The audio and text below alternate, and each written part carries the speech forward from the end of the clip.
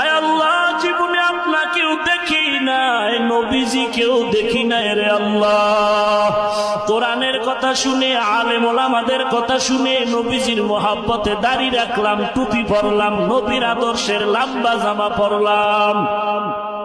আজ কত দুনিয়াদারেরা নবীর সুন্নতি টুপি দেখে গালি দেয়, নবীর সুন্নতের দাড়িরে গালি দেয়, নবীর পোশাকের বিরোধিতা করে।